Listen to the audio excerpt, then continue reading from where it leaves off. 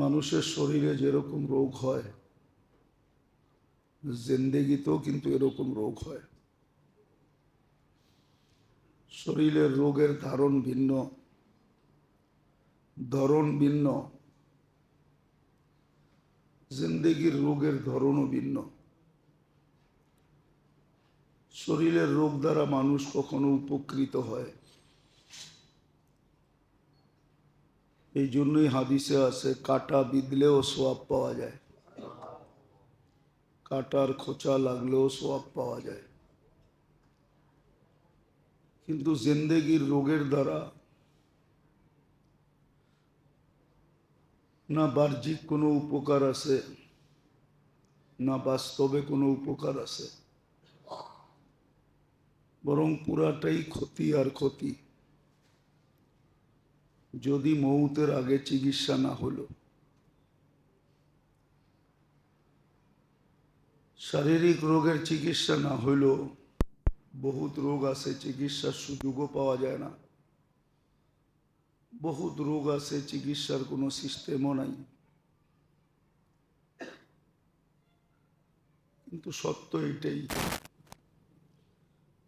শারীরিক যে কোনো রোগই হোক, এই জন্য হাদিসে আছে আনিনুল মারিদি তাসবিহুন, রোগে আক্রান্ত হয়ে যখন আহ উহ করতে থাকে, সুবহানাল্লাহ পড়ার সোয়াব পাইতে থাকে। সিয়াহাতুহু তাহলিলুন, যখন চিৎকার দিতে থাকে, অসহ্য হয়ে যখন চিৎকার দেয়, তখন লা ইলাহা ইল্লাল্লাহ পড়ার সোয়াব পাইতে থাকে।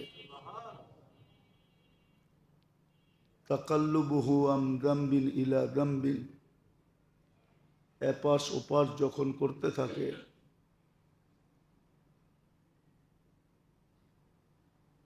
তো শত্রুর মোকাবেলায় লড়ার জন্য যেই সোয়াব শরীয়তের পক্ষ থেকে নির্ধারিত, যুদ্ধের ময়দানে লড়া অবস্থায় যেই সোয়াব পায়, এই সোয়াব সে পাইতে থাকে। ওয়ায়ুক্তাবু লাহু কুল্লা আমালিন কানা ইয়ামালু ফিস সিহ্হা, সুস্থ অবস্থায় যে আমল করতে থাকতো বা করতে ছিল বা করার অভ্যাস ছিল, ওটার সোয়াব সে পাইতে থাকে। সুস্থতা যদি আল্লাহ দান করেন, তাহলে বিলকুল নিষ্পাপ অবস্থায় সুস্থ হয়। আর যদি ওই রোগী মারা যায়, তাইলেও নিষ্পাপ অবস্থায় মারা যায়। শারীরিক রোগের তো এই ছোট একটা চিত্র তোলা হইল হাদিস দ্বারা, কিন্তু জিন্দেগির রোগের চিত্র, জীবনে যদি রোগ হইল, তাহলে এটার কোনো উপকারিতা দুনিয়ার বাহ্যিক জীবনে নাই, আর আখেরাতে তো নাই। বরং হইতে পারে জিন্দেগির রোগের চিকিৎসা যদি না হইল, তওবা যদি না হইল, এই জন্য কোরআন ইঙ্গিত দিছেন, মুসলমানকে বুঝাইতে চেষ্টা করছেন, ইয়াতবাউ সাইয়্যাতুল হাসানা, গুনাহ হবে, এটা স্বাভাবিক, মানুষ থেকে গুনাহ হবেই, কিন্তু সদা সর্বদা গুনাহ হওয়ার সাথে সাথে একটা নেক আমল হওয়া চাই না। গুনাহ একে এক লেখা হয়, নেক আমল একে 10 লেখা হয়, একের থেকে এক মাইনাস হওয়ার পরেও 9 তার হাতে থাকে। আল্লাহর ব্যবস্থাপনা বড় সুন্দর, যদি কেউ মানে,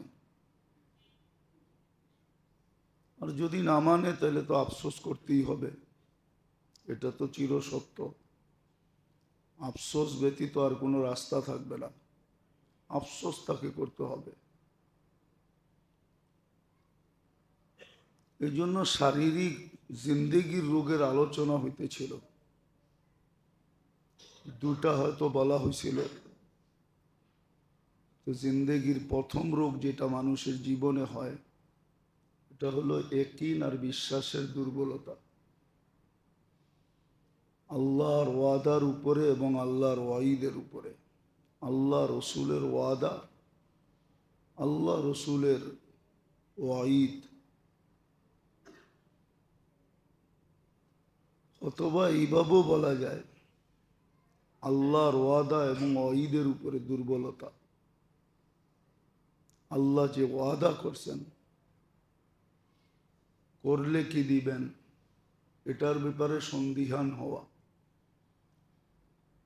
দুর্বল মনোভাব রাখা, না করলে কি শাস্তি দিবেন, এটার ব্যাপারে উদাসীন থাকা, সন্দিহান হওয়া, এটা জীবনের প্রথম রোগ। দ্বিতীয় যেই রোগ, মুহাম্মদুর রাসূলুল্লাহ সাল্লাল্লাহু আলাইহি ওয়াসাল্লাম একমাত্র জীবন বিধান, পদ্ধতি, নিয়ম, রাসূলুল্লাহ সাল্লাল্লাহু আলাইহি ওয়াসাল্লামের আদর্শই একমাত্র মানুষের সফলতার জন্য মাপকাঠি। এই ব্যাপারে সন্দিহান থাকা বা উদাসীন থাকা, এটাও জীবনের রোগ। 90% মুসলমানই দেখা যায়, মুসলমান দাবি করে বটে, মুসলমান বটে, অনেক সময় দেখা যায় ভালো নামাজিও বটে, ভালো আবাদত বন্দিগিও করে, কিন্তু রাসূলুল্লাহ সাল্লাল্লাহু আলাইহি ওয়াসাল্লামের আদর্শের ব্যাপারে বড় উদাসীন। বহুত মানুষ পাওয়া যায়, অনেক সংখ্যায় পাওয়া যায়,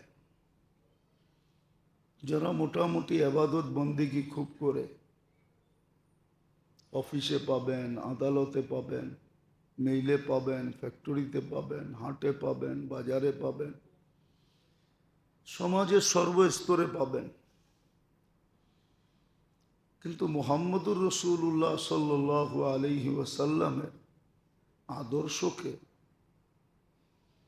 মনে প্রাণে জীবনে আঁকড়ায়া ধরা, এটার ব্যাপারে সন্দিহান অনেক মানুষ পাবেন।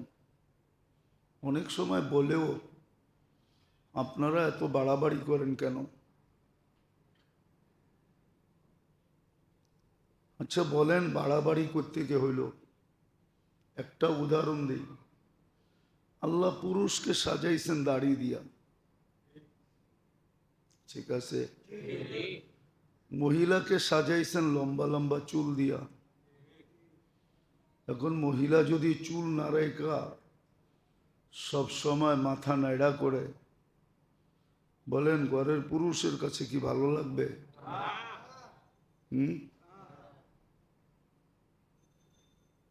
যেই লোকটা ডেলি শেভ করে, এটা ভালো লাগে কি করে? আপনি যুক্তি দিয়ে বোঝেন,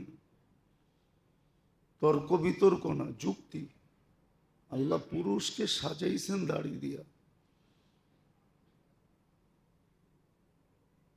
মহিলার ভিতরে এই হরমোন নাই যে তার দাড়ি উঠবে। দাড়ি যদি ওঠে তো সারা দুনিয়া বলে এটা তার জন্য অস্বাভাবিক, স্বাভাবিক না। ডাক্তাররাও বলে আপনার হরমোনের সমস্যা আছে। তাহলে যদি দুনিয়া বিদ্যায়ও এটাকে অস্বাভাবিক বলে, মহিলার দাড়ি উঠাটা, আর পুরুষের দাড়ি উঠাটা স্বাভাবিক বলে, তাহলে যেই আল্লাহ শরীরটা অস্তিত্ব দিছে, ওই আল্লাহ কেন পুরুষের ভিতরে এই হরমুলটা রাখলেন, যেই হরমুলে দাড়ি গজাবে? শরীরটা তো আপনার দেওয়া না, এটা তো আল্লাহরই দেওয়া, ঠিক না? এটার অস্তিত্ব দাতা তো আল্লাহ। তাহলে বোঝা গেল আমি আল্লাহর চেয়ে 1 বিঘা বেশি বুঝলাম যে দাড়িটা দেওয়ার দরকার ছিল না। যদি না দিতেন তাহলে তো আপনাকে মানুষ মাকুন্দা বলতো। এই শব্দটাও তো সমাজে খারাপ। মানুষ তো বলে মাকুন্দা যায়। জানি না এই শব্দটা বোঝেন কি বোঝেন না। তাহলে এই শব্দটাও তো ব্যঙ্গজনক হইতো, ঠিক না? তাহলে এই শব্দটা যদি সহ্য না করতে পারেন তাহলে দাড়িটা কেন সহ্য করতে পারেন না? দাড়িটা তো আল্লাহ বুঝেই দিছে, না বুঝে তো দেন নাই। আপনি আর আমি তো ভাবতেছি, এটাই মানুষ আমাদেরকে বলে অতিরঞ্জিত করেন কেন? আরে আল্লাহ তো তোমাকে বুঝেই দাঁড়িয়ে দিছে, তোমার জন্য উপযুক্ত, এই জন্যই দিছে। উপযুক্ত না হইলে তো দিত না। মহিলার উপযুক্ত না এই জন্য দেয় নাই। মহিলার উপযুক্ত লাউড স্পিকার বাইরে খোলা আছে, নাহলে সাইন্টিফিক বুঝাইয়া দিতাম আপনাকে। এটা মনে করেন না যে হুজুররা সাইন্টিফিক জানে না। মহিলার মুখে যদি দাড়ি থাকতো আর আপনার মুখে যদি না থাকতো, আর আপনার মুখে যদি লাগতো তাহলে আপনার কাছে খসখসে লাগতো। এটা সাইন্টিফিক দিক। তখন আপনার এক জায়গায় যে আঘাত হইতো আর আপনার উত্তেজনাটা আস্তে আস্তে কমে যেত। আর আপনার দাড়ি যখন মহিলার গালে লাগে তো তার ভিতরে ওই পদার্থ রাখা আছে, তার গালে খসখসে লাগে, তার উত্তেজনা বাড়তে থাকে। বোঝেন কিছু? মনে হয় ইশারা বোঝেন নাই। এই জন্য তার উত্তেজনা বাড়তে থাকে। সত্য এটা। এটা হলো সায়েন্টিফিক দিক। সায়েন্টিফিক দিক। আরেকটা আছে যেটা বলবো না, লাউড স্পিকার বাইরে খোলা, তার উত্তেজনা বাড়তে থাকে এবং তার অতি অল্পতে তার চাহিদা মেটা যায়। তখন আপনি পুরুষ হিসাবে প্রমাণিত থাকবেন। আর দাড়ি সাজবেন, 2 গালে লাগলে কোনো উত্তেজনা হবে না, বরং তারটা জায়গায় থেকে যাবে। আপনি অল্প সময়ের ভিতরে ডাউন হয়ে যাবেন। কয়েকদিন পরে সে আপনাকে দেখলে বিরক্তি বোধ করবে, তখনই পরকীয়ার দিকে দৌড়াইতে থাকে। পরকীয়া এই জন্যই হয়, কেননা তার চাহিদা মেটে না। এই জন্য এটা হলো মানব সায়েন্টিফিক দিক। তারটা মেটে না। আপনি যতই হাট্টাঘাট্টা হন, যতই সুদর্শন হন, উর্দুতে একটা প্রবাদ বাক্য আছে, ওটা বলা যাবে না, নাইলে বলে দিতাম লাউড স্পিকার খোলা না থাকলে। এই জন্যই পরকীয়া হয়, এই জন্যই নারী অন্যের দিকে চোখ উঠায়, অন্যের কাছে দৌড়ায়, এই জন্যই।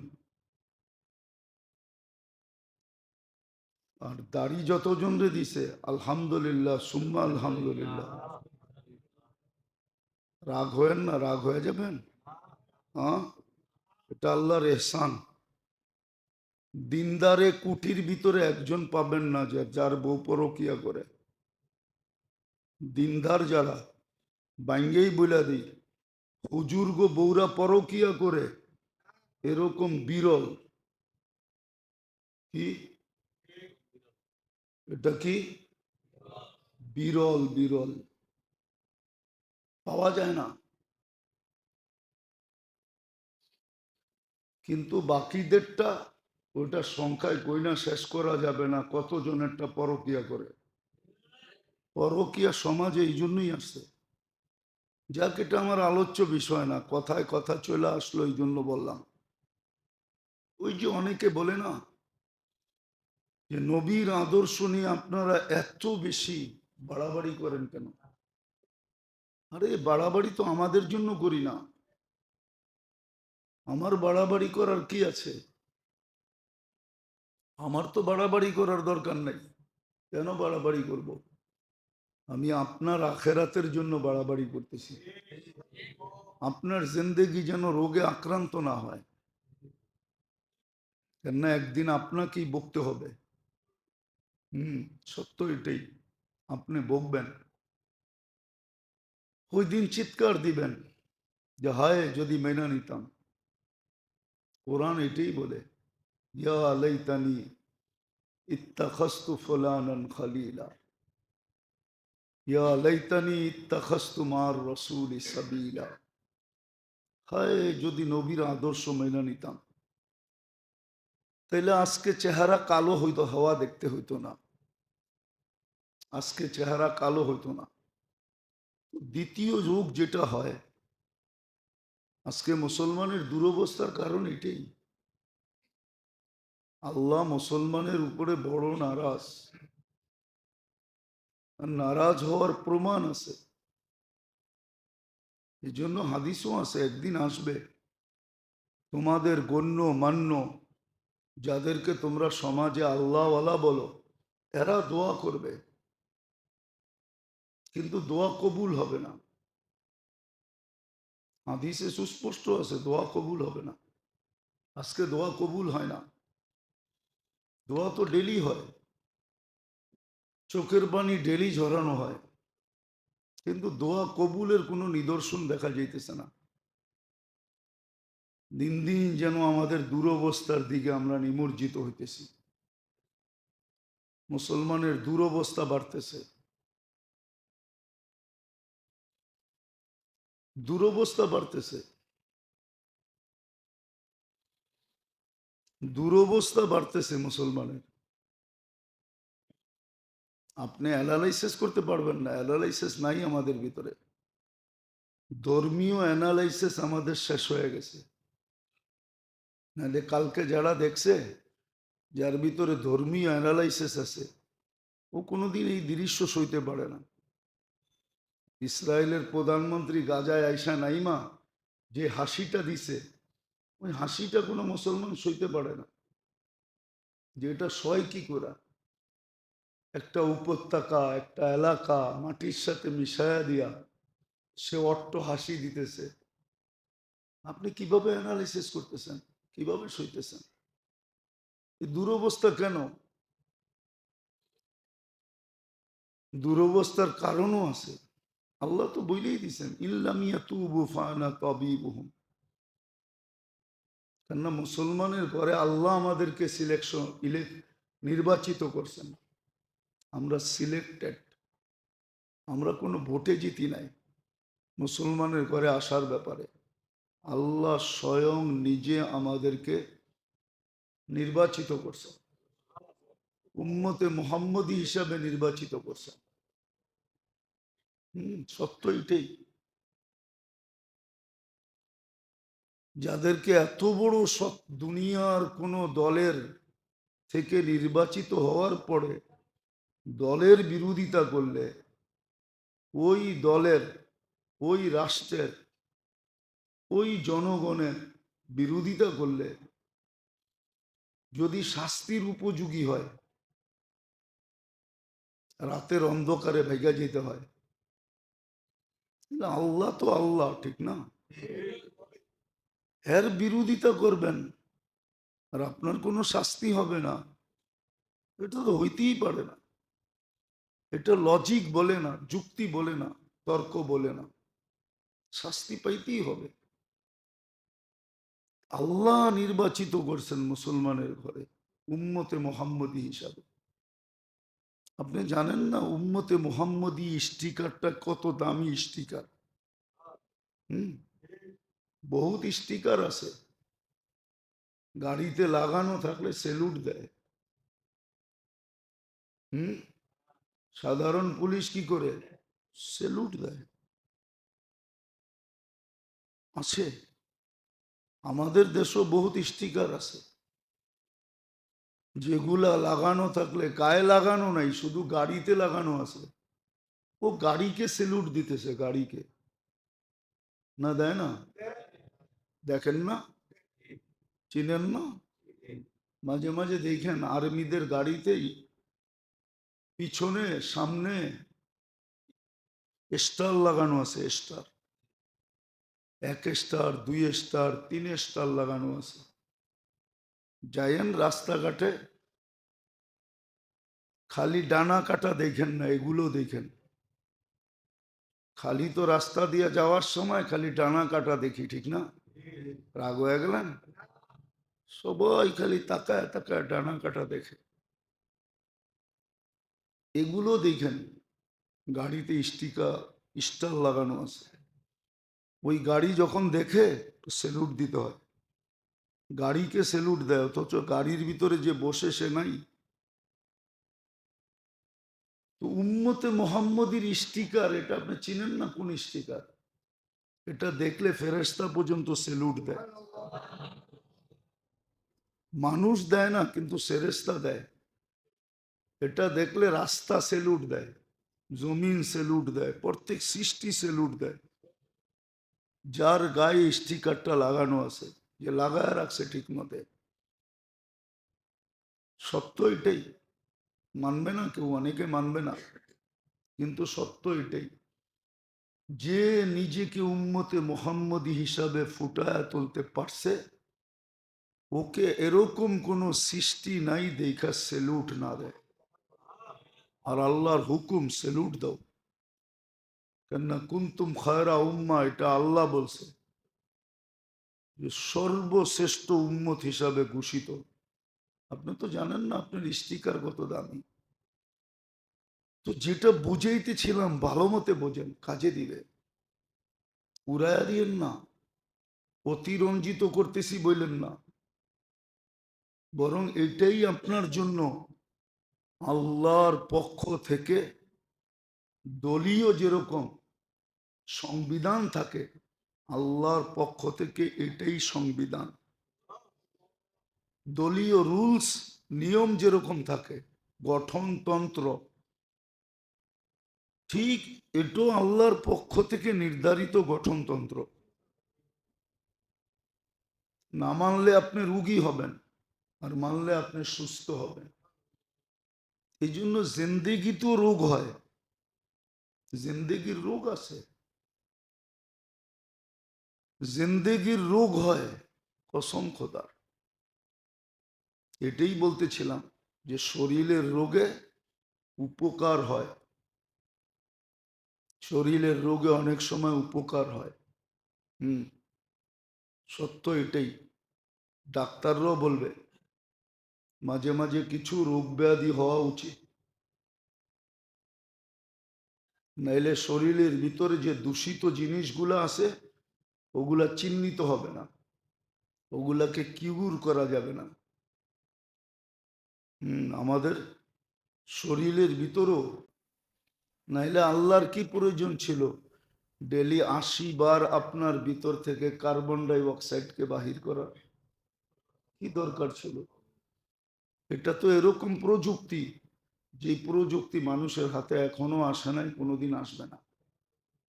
কার্বন ডাই অক্সাইডকে শরীর থেকে বাহির করা প্রযুক্তি এখনো আসে নাই, মেডিসিনও আসে নাই যে কার্বন ডাই অক্সাইড বাহির করার দরকার নেই, এই ট্যাবলেট খেলেই হবে। জিজ্ঞাসা করেন ডাক্তারি দুনিয়াকে, আল্লাহ কুদরত দিয়া বাহির করে। তো যেটা বুঝাইতেছিলাম, শরীরে যেরকম ব্যাধি হয়, রোগ হয়, জিন্দেগিতে আর চেয়ে বেশি রোগ হয়। প্রথম রোগ যেটা, সেটা হলো আল্লাহর ওয়াদা এবং ওয়াইদের ব্যাপারে ইয়াকিনের দুর্বলতা, বিশ্বাসের দুর্বলতা। দ্বিতীয় হলো রাসূলুল্লাহ সাল্লাল্লাহু আলাইহি ওয়াসাল্লামের আদর্শের ব্যাপারে উদাসীনতা এবং অনীহা, এমনকি ঘৃণা পর্যন্ত। আপনি নাউজুবিল্লাহ পড়লে লাভ হবে না। মুসলমানের কাছে এখন আল্লাহর রসুলের আদর্শ ঘৃণিত, যার কারণেই তো এই দুরবস্থা। আল্লাহর রসুলের আদর্শ রসুল মুসলমানের কাছে বিশেষ করে এটা ঘৃণিত, দীক্ষিত, অবহেলিত, লাঞ্ছিত, বঞ্চিত। অথচ দুনিয়ায় বহুত লোক পাওয়া যাবে, বহুত লোক পাওয়া যাবে যারা মুসলমান না, কিন্তু আল্লাহর রসুলের আদর্শকে ফলো করে শুধু একটু সুখের জীবন কাটানোর জন্য, সুস্থ জীবন কাটানোর জন্য। আপনি চলেন, আমি আপনাকে দেখায় দিব যে এরা ফলো করতেছে এক একটা সুন্নতকে, সে তার সুস্থতার জন্য, এই জীবনে সুস্থ থাকার জন্য সে ফলো করতেছে। পাওয়া যাবে,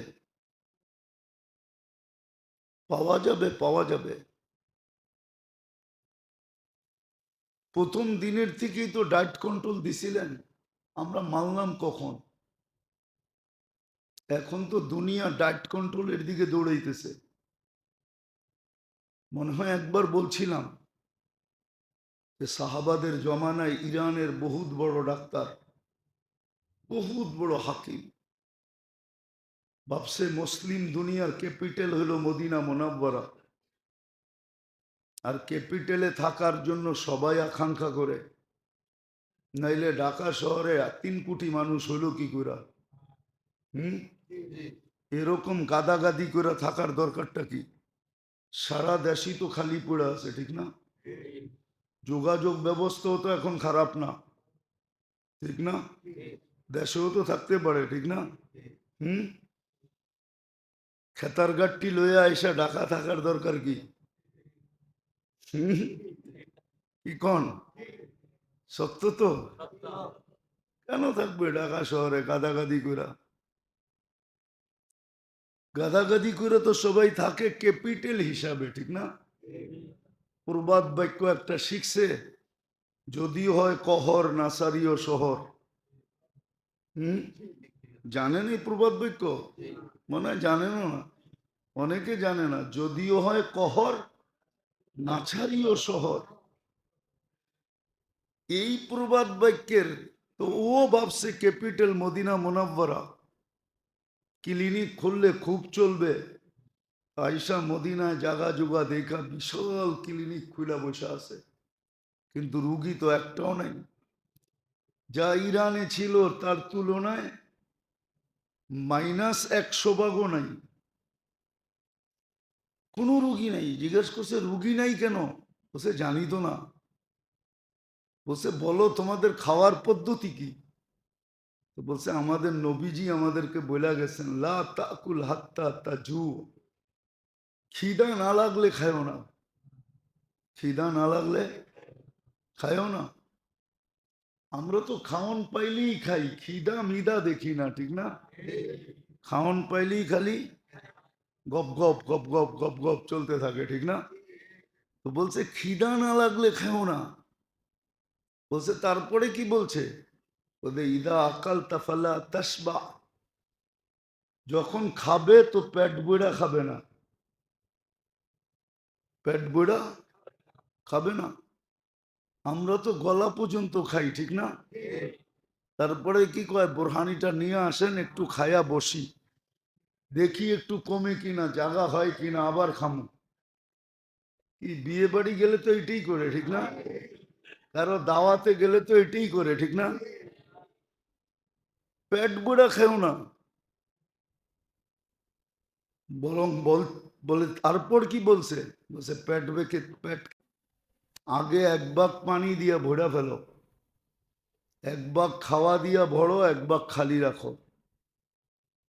ও শোনার পরে নিজের ক্লিনিক গুটাইতেছে আর বলতেছে, মা তারা কালি, মা তারা কালি, আমার জন্য কিচ্ছু রেখা যায় না, ফি তিব্বি